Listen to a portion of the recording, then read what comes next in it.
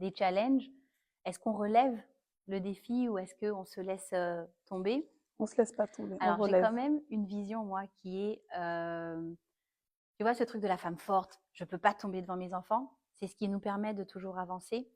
Mais, je vais juste poser le fait de pouvoir tomber et de pouvoir dire là, j'en peux plus. Ça aide aussi, je pense que à peut-être, on verra ce que ça fera pour les autres générations, mais de dire oui, j'ai le droit de pleurer, j'ai le droit de dire que là c'est dur et que j'ai l'impression que je vais pas y arriver. Mais tomber, ça veut pas dire que tu restes à terre. C'est si Exactement. tu restes à terre que là tu as perdu tu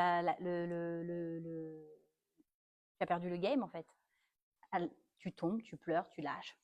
Et tes enfants, Exactement. bah, ils voient, c'est ok. Ta mère aussi, c'est pas une surhumaine et c'est peut-être ce qui manque dans notre génération, c'est qu'on n'a Exactement. jamais vu nos mères Non, pleurer. elles sont toujours restées très, très fortes. Ouais. Et même si Alors elles le qu'elles ont faisaient, vécu des elles ont vécu choses. des choses qu'on n'a même pas idée et qu'on ne tiendrait même pas. Petite là. Jamais. Non, mais Sylvia, tu as tout dit. Il faut savoir tomber, Voilà. mais Et se vraiment, relever. quand je te dis que je suis Ouais. tombée, tu tombes, mais il faut savoir rebondir et se relever. Mais Exactement. on a besoin de lâcher prise, bien sûr. Des fois, moi je le Ça qui dis, est hein, dur. faut lâcher. Tu veux pleurer, mais pleure en fait. Mm. Pète un câble, il n'y a pas de souci, mais derrière rebondis. Exact. Ne reste pas dans cette situation-là. Exactement. Et c'est ça le message Le important. message principal. Rebondir. Lâche, tombe et rebondis. Rebondis, Exact. Et du absolument. coup, donc, tu en as fait un pour les mamans, les femmes, les étudiants, mais également pour les aidants. Les aidants. Alors, pourquoi pour les aidants? Alors les aidants, on n'en parle jamais. Ils ont aussi une charge mentale. Donc, ils ont des parents, des proches, des amis, des personnes qui sont soit sur la fin de leur vie ou sur une longue maladie. Et ces personnes-là aussi, ils ont un poids monstrueux sur le dos.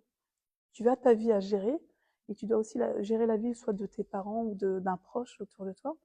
C'est aussi une fatigue émotionnelle, tu t'oublies, tu ne penses plus à toi, tu as les rendez-vous médicaux. Donc, c'est aussi une partie de personnes qu'on oublie en fait. On est beaucoup sur les mamans, sur les enfants, etc. Mais il y a aussi cette petite, cette majorité silencieuse, on va dire, des personnes qui aussi ont besoin d'être accompagnées, d'être écoutées, d'avoir des tips aussi, des astuces pour aussi penser à soi. C'est vrai, on a ce proche à accompagner, mais il ne faut pas s'oublier, comme je l'ai dit. Et oui. Donc c'est pour ça que j'ai aussi voulu parler à cette partie-là, à ce type, à ces personnes-là, parce qu'ils ont aussi